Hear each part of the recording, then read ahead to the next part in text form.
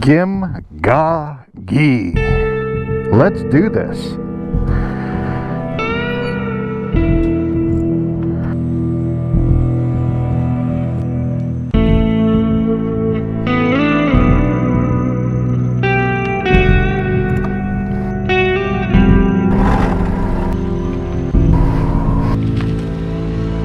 Well, shit. Alright, well. Transponder, low battery. Are you fucking kidding me?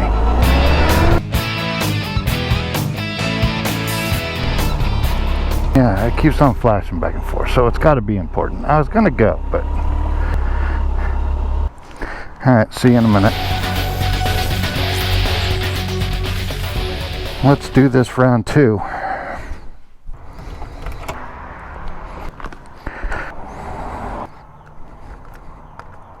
Gotta be kidding me. You've got to be kidding me. And now my bike is stuck here. Nice fucking going, Kawasaki.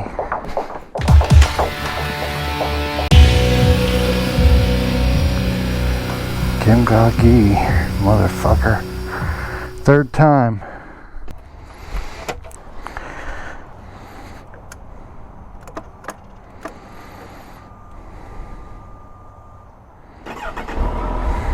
Thank God.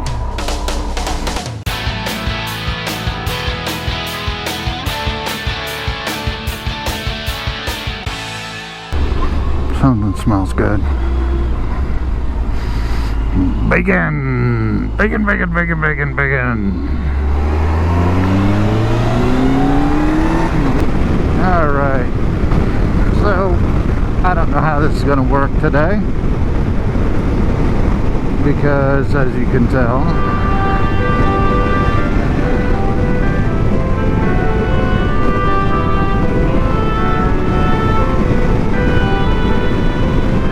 the morning has not started out the way I was thinking it was going to.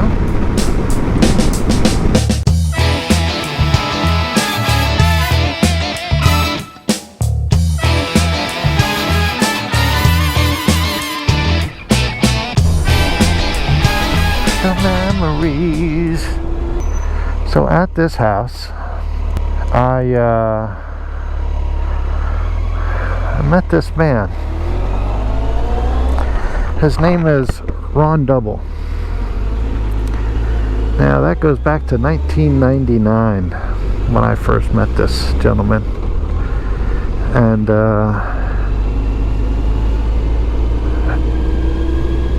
if you want to picture him, if you remember the Flintstones, if you remember Fred Flintstone's next door neighbor, Barney Rubble, came down here from New Jersey and met Convertable as I was dating his daughter. And spent a little time down here, I believe a week, and as I was leaving for the first time I met him, he came over to me as I was getting into my truck, and I had opened the door for my girlfriend, his daughter. He comes over and shakes my hand, and he goes, "It was a real good pleasure to meet you. As I can see that you take care of my daughter, and you're a really nice guy, I probably won't see you again." And that's where the story began. I'm taking the exact trip that this man took me on his 1984 Honda Goldwing. Now, I had ridden dirt bikes and I had ridden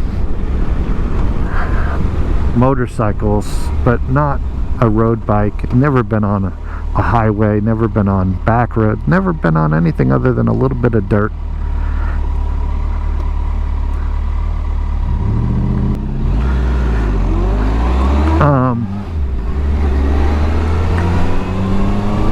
And this man took me on this ride right here.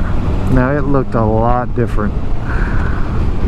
None of these crepe myrtles were here. This was a one-lane road, I believe, going in each direction. There was a whole bunch of businesses here. Right up here where all these crepe myrtles are. Oh, poor guy. Why did the goose cross the road? We'll never know. This right here, this area from left to right was all houses. Single-story brick homes.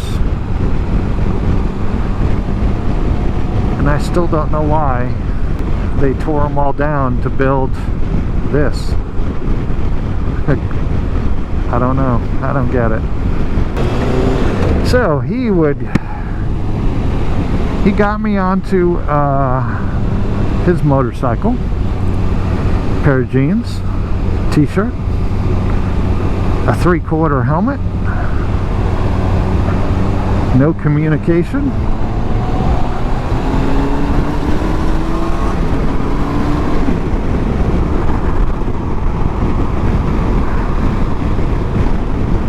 and off we went. He was one of the kindest, nicest men I had ever met. Down to earth, 20 plus years in the military. He's the only person I really got to know well, and was able to talk to him about the military, where I kind of realized that maybe I should have joined out of high school, because he got to see the world on a ship and got to see different countries. I guess he had time at time, you know, I don't know enough about the military to know how much personal time you have when you're in port. As I've probably find out that I probably would have spent most of my time on the ship, because I probably would have been told that I had to stay there because I rebelled when I was younger. I guess I got that all out of my system by the time I dated his daughter. Just had a gentle kindness and soul about him. It was a huge pleasure to be a part of his life, and an inside joke between him and I was he never grew up, because when I moved down here, soon after, I bought a BMW R1150 RT, and as I just stated, he's Barney Rubble. I don't think he was more than maybe 5'4".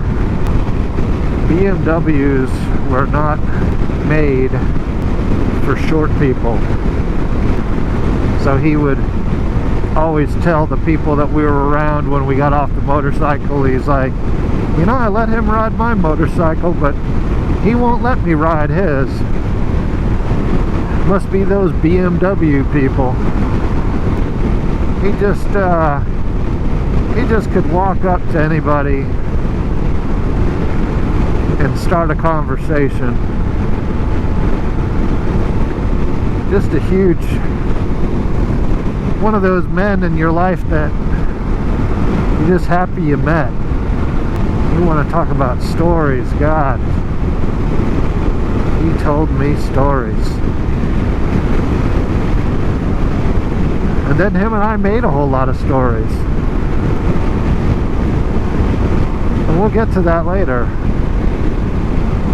But he would try to start a conversation with anybody and everybody. You'd walk into a restaurant 300 miles away from your house, and he'd start telling them about the journey we're on, or a journey he once had at that same restaurant maybe he'd been to so many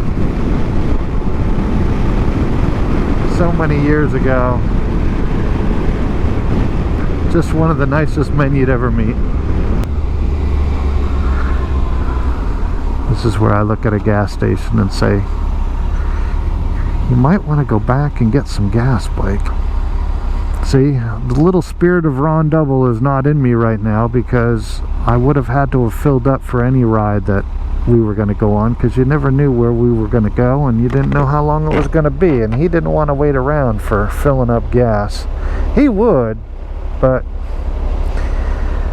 you know, it's like, what were you thinking? You knew you were going to go on a motorcycle ride the next morning. Why didn't you just go down and fill up right away?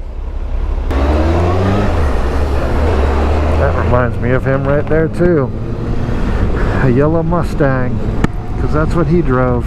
2000 Ford Cobra. So anyways, he took me down this street right here. This was the first place I ever went on a motorcycle, and I didn't know where he was taking me. It was just alright, I'll get on the back and try this out. Yeah, I remember that was the first time I had seen an airplane that close. A jet that close. So here it is. Here we come up to the Flame of Hope Memorial. And this is exactly the way I remember it. A very small parking lot. Unfortunately, nobody, I don't think I've ever passed by here and seen somebody parked in here.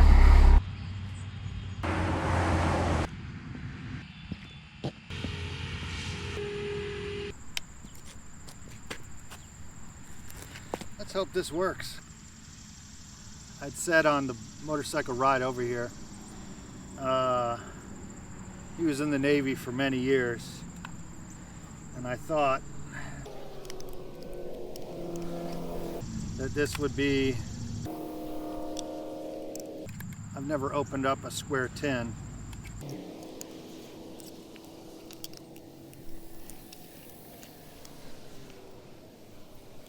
Everything tells me that it's open.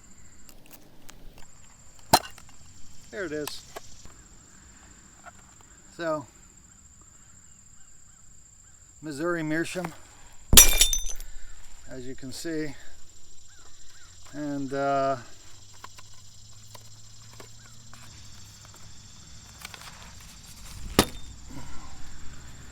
Flake. I apologize for the condition of the first place you brought me. It looks like a couple of people have forgotten.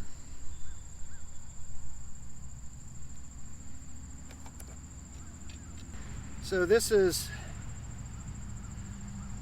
Samuel Galwith Navy Flake, and by my knowledge here, that it's called a Navy Flake because the sailors would be going on a ship and space was limited, and they would take the tobacco and press it into cakes and then do what I'm doing when they were ready to have a smoke. I feel like it's a little crooked, but it's all part of knowing it's homemade. By sight, boring, but it does have a ship on it, so I'm happy about that with the Navy Flake. Smell, I'm going to say familiar, but I don't remember what. I don't know. Maybe a little beef jerky-ish. Has a familiar smell, and I can't put a finger on it. Taste we'll get to.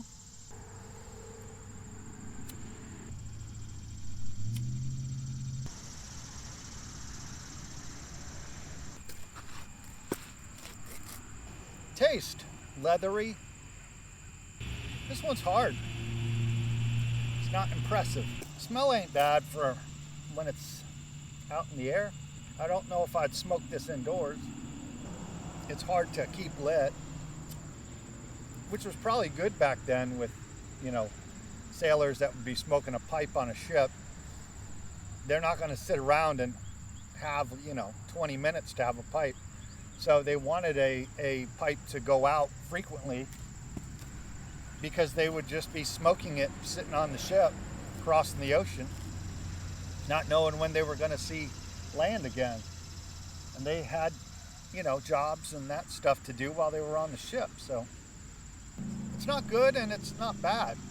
It would be what you would think that somebody that's hundreds or thousands of miles away from land, you're not going to complain.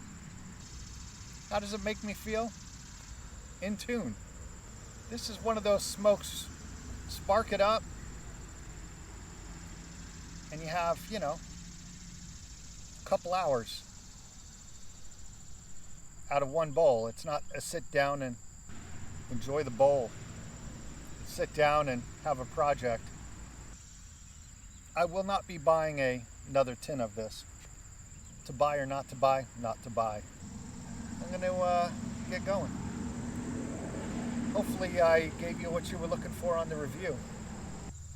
I'm going to have a second bowl at the end of this ride that I'm going to go do. Or do I just leave it like a sailor and go for the ride and come back to this one? Sounds like a good idea. Wrap up the review. Samuel Galwith, Navy Flake. I don't like square tins. You can't close them up well. Anyways, we'll go from there.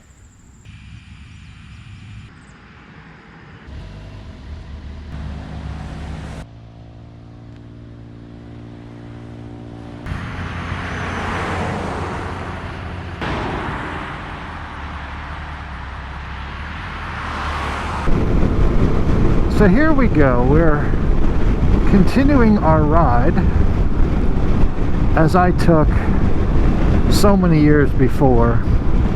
We're going to go take a loop on 64 as he took me. I'm going to reminisce about all the butt burners that this man and I used to do. So a butt burner is 1,000 miles on a motorcycle in 24 hours. Him and I were going to go on one. I had just bought my BMW. I don't even know if I had 500 miles under my belt on that bike. And he's like, let's go do a butt burner. And I said, okay. So we're about 250 miles, 300 miles into this butt burner. And we sit down for breakfast. Because with Ron and a butt burner, you start typically around 3 a.m. and you try to get in a full tank of gas, if not fill up, get to the next town, and then sit down for breakfast. So we get to 300 miles and this man looks at me and goes, do you just want to get this done?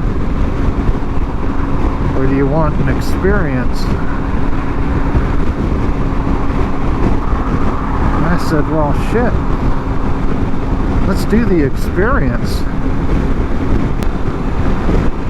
So we went out to Deal's Gap, the tail of the dragon. But when we got there, we had started off at the hotel part of the dragon, and we went down, if I remember straight, it's 318 turns and 11 miles.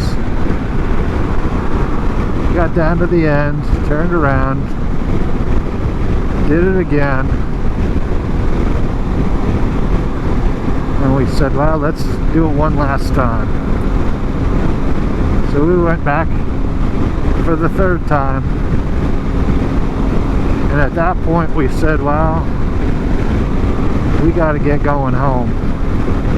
He looked up on his phone and saw that it was a big storm going across the north of us, and we were going to have to take a northbound trip into well, we were in Tennessee, but we would go north, let the storm continue to pass north of us going east, and then come in behind it and follow it in. You know, take a nice little late lunch, early dinner, and let that storm carry its way to where we were going. Well, he told this story the best. And it was dark. You know, it was well past 11 o'clock at night. And he told me he'd see me in the left mirror, my headlight, and he'd see me in the right mirror, and I'd disappear off of his mirror. And he said, man, I thought I lost you when we stopped. And he says, you know, he returned to my right mirror and he was back into position on my left mirror. So the first time that happened, we stop at a gas station, I get a cup of coffee. I got a couple of these things called stingers. I think they were a diet pill, but I'd used them a couple of times. They were like Coke, you know, sniffing Coke it would get you going. So, you know, I thought that these little pills would help me continue this journey. Well, again, Ron Double would tell this story a lot better than I do. He tells me, man, I saw you in that left mirror again, and you went off my right mirror, and this time I thought, wow, it's the second time. He's a goner. And lo and behold, you came back to my right mirror, came back to my left mirror, and you were back in again. So we stop again. I take the other stinger.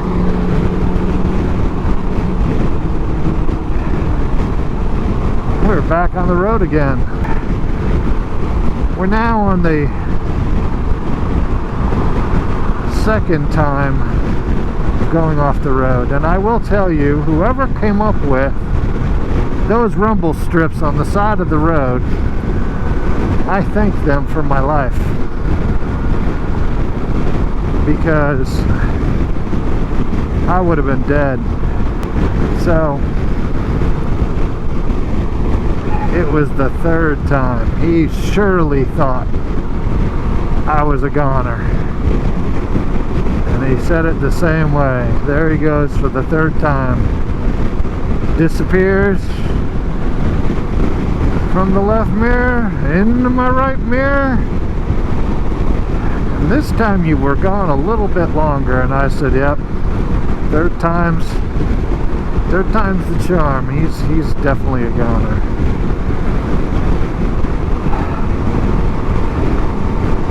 And sure enough, I came back into his right mirror, into his left mirror. We stopped for the third time, and he said, you know, we could do 1,500 miles in 36 hours. He says there's a little hotel motel up here we could stop off at, get 6 hours of sleep. And I said, no. That third time, that one woke me up.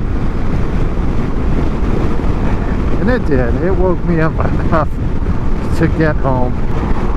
And that goes down as one of the best butt burners I'd ever done. And sure enough, I don't know how long later, but we tried to do a butt burner almost every single year, if not, you know, every 8 months to 10 months. I said, well, I'm ready to do another one. He's like, good. We're going down to Savannah, Georgia. We're gonna have lunch. I said, okay, yeah, let's go down there. Take off. He's on his Gold Wing and I'm on my RT, and we go down there. We have lunch. So we went down, I don't even remember the street name, but it was the cobblestone right down by a river. And I remember we parked our bikes, went down, had lunch, turned around, got back on the bike, rode home.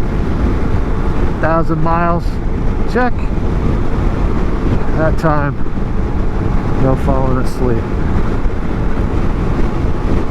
And I said, well, you know, we've done 2 of yours, or what I kind of felt like, you know, he designed it. I said, you know, do you mind us going north? And he was adamant of, if you want to do 1,000 miles in 24 hours, you don't go north. So, you know, I wore on him. He finally said, okay, fine. I decided that we're going to go north, and we're going to go over the Delaware Water Gap. So that trip, we didn't do that bad. Actually, we got up real early so we could get to New Jersey by like 9-10 o'clock. I think, if I remember straight, we did it on a Sunday. So we went up, we went across the Delaware Water Gap, we went into Pennsylvania, rode down through eastern Pennsylvania, stopped off in New Hope, Pennsylvania. I introduced him to that little town, continued on down and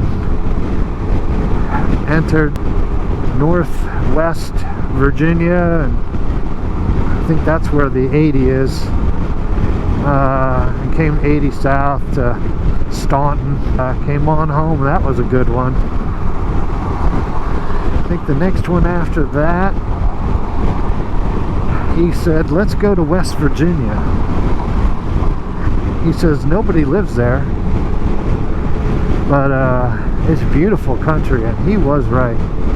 We rode out there, and I remember we rode across the tallest bridge imaginable. I'm gonna have to look it up. Might pull down a picture of it and maybe show it right here. I don't know, somewhere around there. You know, he knew I hated heights, but you know, I white knuckled it across and survived. It was fun. You know, you have so many experiences on a motorcycle, and I thank that man for all the experiences I've had since then. Another reason why your motorcycle is that 360-degree view, is being on a bridge.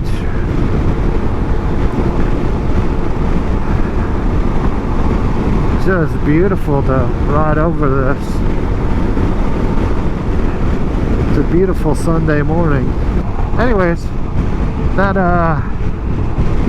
dinghy out there is a lighthouse.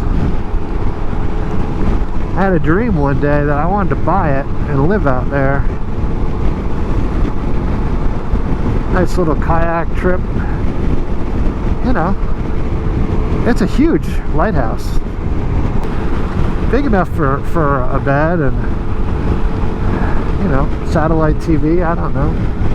Probably have to do a generator. Maybe it has electricity. Obviously, it's a lighthouse. It's got some way to generate electricity. So, this is called the Monitor Merrimack Bridge Tunnel. Pretty neat looking entryway. Why does everybody need to slow down?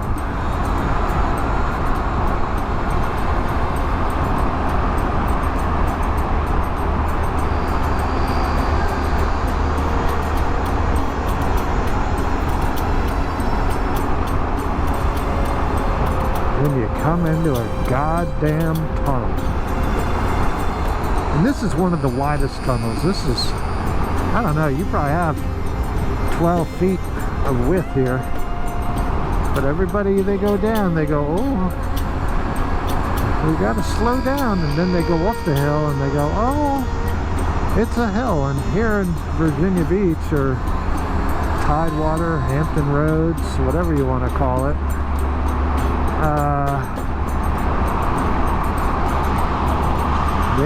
we don't have hills. We have bridges and tunnels. That's as much elevation that you would get. Going back to that memory of my first ride, I went back to New Jersey,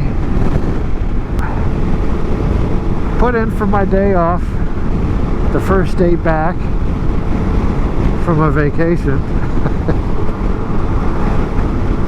to be off on that Friday. And sure enough, now the course started at 5. I was at that place at noon.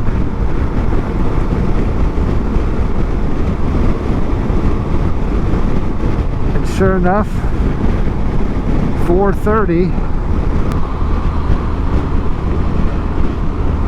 I got in. And I got to sit in a classroom with a whole bunch of people that wanted to learn how to ride a motorcycle.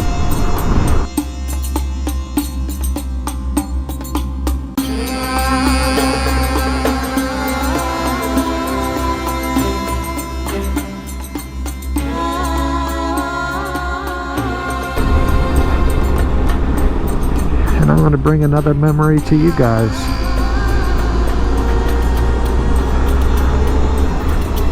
Because if you remember my one video that says cleaning up my act, I'm gonna go to the same park and continue that pipe that I started back at the Flame of Hope.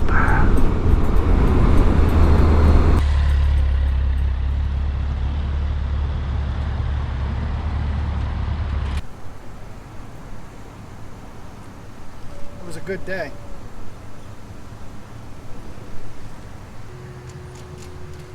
Hope you enjoyed my video.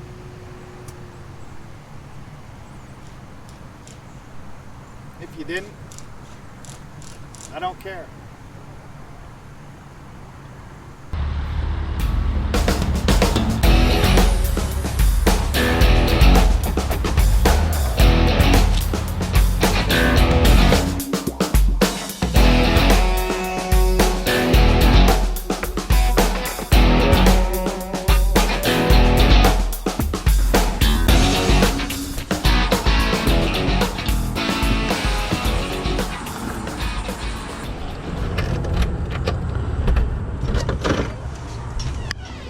Race the suck.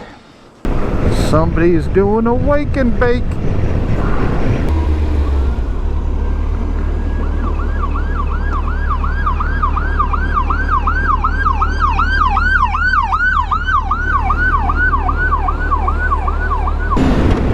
Transponder low battery. I just replaced the battery. Are you fucking kidding me? Now I'm getting fearful that I can't shut off the bike. Sign of confusion. Where did you put the tobacco? Memories. So close to memories, you know? I was young and didn't have to wear in my taint. You know, between the balls and the anus, the taint.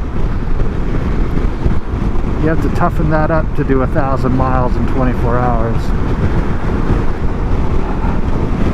You know, hearing him bitch and moan about, you know, we have to constantly stop and pay the tolls, and something about New Jersey,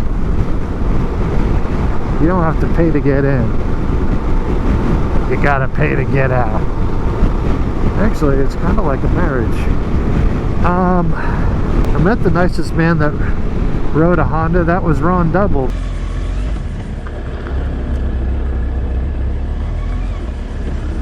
Boogity boogity boogity. Come on. Come on, you got a fucking truck.